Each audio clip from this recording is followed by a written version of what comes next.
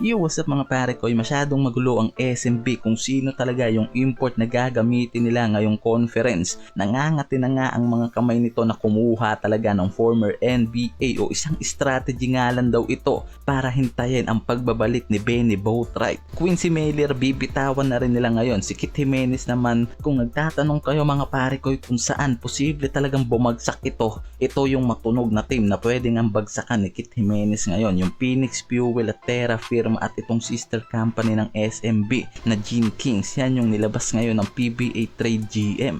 So unahin na nga natin dito kay Kit Jimenez mga pare ko. So parang mas napaganda pang araw na bitawan na lang ng SMB ito dahil mas magkakaroon pa ng opportunity itong si Kit sa ibang teams and maaari pang magamit at lumabas yung tunay na potential nitong si Kit as a point guard. Dahil kung mag-i-stay nga lang daw ito sa SMB masasayang lang yung ilang taong gugugulin nito sa team lalo't hindi naman nga raw ito ginagamit. Dahil mas pagkakatiwalaan nga naman talaga nitong si Coach George Gallant yung mga veteranong player nila tulad nila Chris Ross, CJ Perez na matitinong araw at talagang veteranong guard nila. Ngayon kinuha pa nila itong si Chongson, so nadagdagan pa sila ng isa pang guard kasama yan nila Jeron Teng. So ngayon nga parang mas maganda talagang mapunta na lang ito sa ibang team. So ito yung teams na sinasabi nga na maaaring bagsakan itong si Kit Jimenez, and take note mga pare ko maaari lang na bagsakan. Una itong sisters company ng SMB, itong Ginebra na nauna ng binabalita ngayon na looking for point guard and center. So pwedeng bumagsak ito dito lalo't alam natin yung gusto nitong si Coach Tim, yung mga young talented na pinapahinog nito sa Ginebra.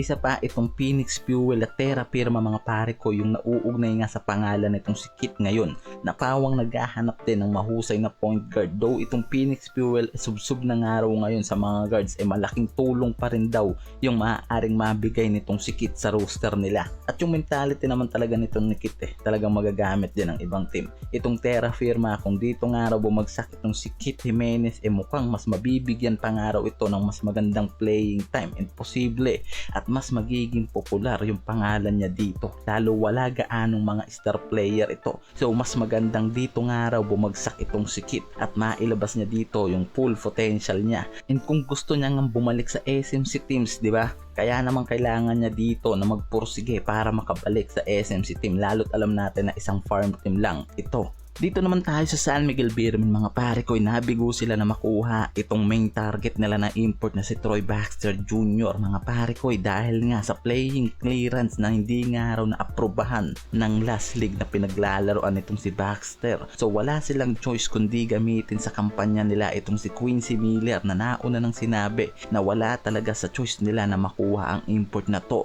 Kaya nga ngayon mga pare ko ibibitawan pa rin nila yan even na ginamit nila kontra sa Phoenix Fuel. Hindi mapakali ang mga ito mula dito kay Troy Baxter at Millers. At ngayon nga itong former NBA star na si Michael Beasley ang nauugnay na naman sa kanila mga pare ko, and walang tiyak na balita sa rumors na yan So pwede rin naman na strategy nga lang daw yung bagay na yan dahil unang sinabi nitong si Coach George Gallant na balak nilang pabalikin sa kampanya nila sa Commissioner's Cup itong si Benny Boatwright.